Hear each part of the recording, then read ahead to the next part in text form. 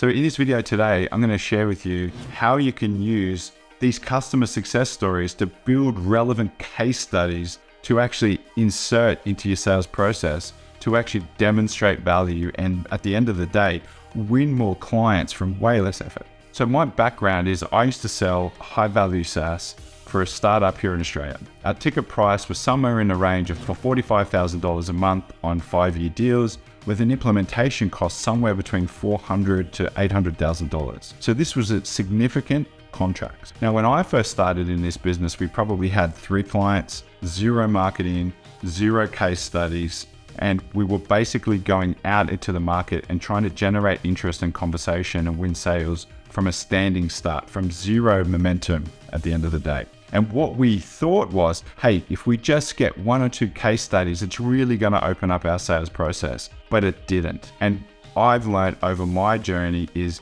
just because you have a case study does not mean at all that you're going to win a client. All it does is just show you, hey, some other people have implemented our platform, but it doesn't help a client see the real value if it's not done the right way. So this video is going to be me sharing my tips on how to create the right case studies to actually win clients during your sales process. Now, my name's Gavin Tye. I'm the founder of Sales Market Fit. And for the last 9 years, I've been dealing in the enterprise SaaS B2B space, selling high value products to government organizations, mining companies, healthcare, and things like that.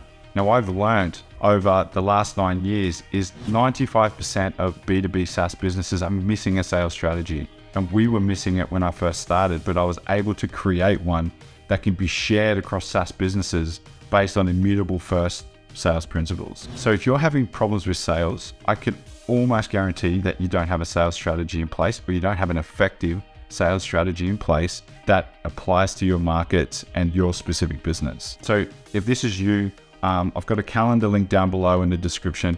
Feel free to reach out and book in a time and we can have a conversation, and I can maybe point you in the direction of how to implement the right sales strategy in your business. Now, if you find this video useful today, please hit the like and subscribe, because I'll be releasing regular content on sales strategy. So here are my tips on how to leverage your customer success stories to win more clients in the form of a case study. So it's really important to understand that an effective case study only works when your account management team or customer success team works closely with sales. If it's the left hand not speaking to the right hand, they won't match up and it won't work. Let's just say you're selling something of high value. It takes a long time for a sales tactic or a sales strategy to be implemented, for it to go through the sales process and implementation of the product and spit out as a success story with customer success to get the loop of going, hey, that actually worked. In my case, sometimes it could take 12 months to 18 months for a proper tactic to go, yes, that actually worked.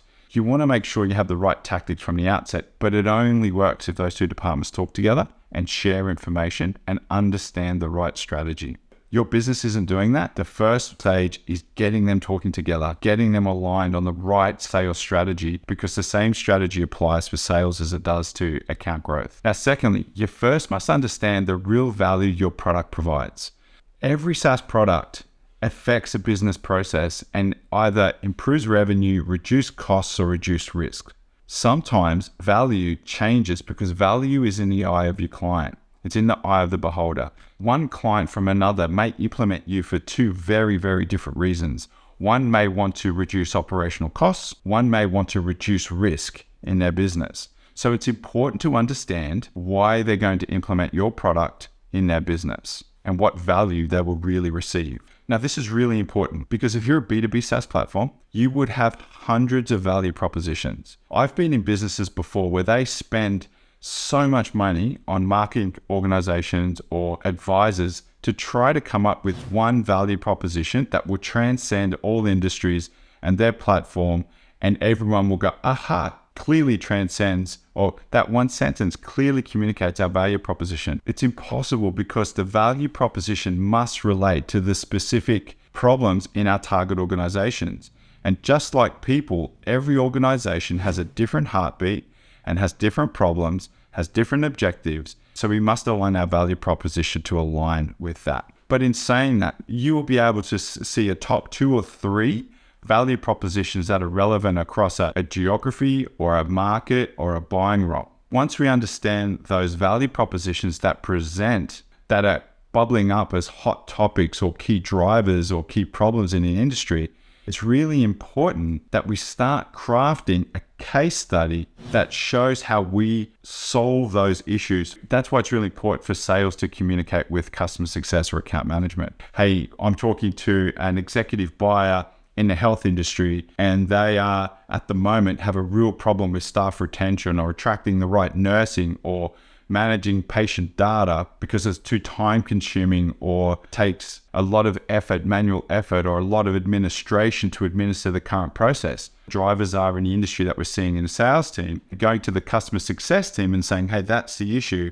Can you go and ask our current clients how we've alleviated those manual processes, how we can help with a reduction of staff, how we can use automation so we actually solve those industry drivers. Once you start doing that on a number of industries, you're connecting the problem to the solution that your product provides and using your customer testimonials and case studies, then you can start creating an effective set of case studies that are developed, that are specifically relevant to the drivers of those your key buyers or the markets that you want to enter. So I've got problem A, I've got a case study that demonstrates solution A with this customer. I've got problem B in this market with this buyer. I've got a case study that clearly demonstrates the right outcome and quantifiable results for solution B here as well. So that's how you write an effective case study. But it only works when sales and customer success are aligned and they're communicating, because at the end of the day, if customer success helps write a case study based on that solution,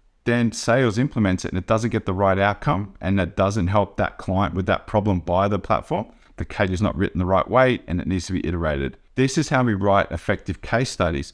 And in my experience, once we started writing that, and it takes a long time for sales and customer success or account management to talk, because they're often different departments. They're not managed by the same person and they're not really in communication that much. But once we started nailing this, we were able to go, oh, you've got this problem in this industry and you're this key buyer. I've got a case study that demonstrates how you will get the results that you want and that aligns with your objectives. By the way, I've also got a few tools in our business that will help you quantify your current process so you can actually make an informed decision to move forward with our platform. That's another story about ROI tools for another day. If you like that video and if that makes sense, leave a comment below. Are you writing case studies in this way?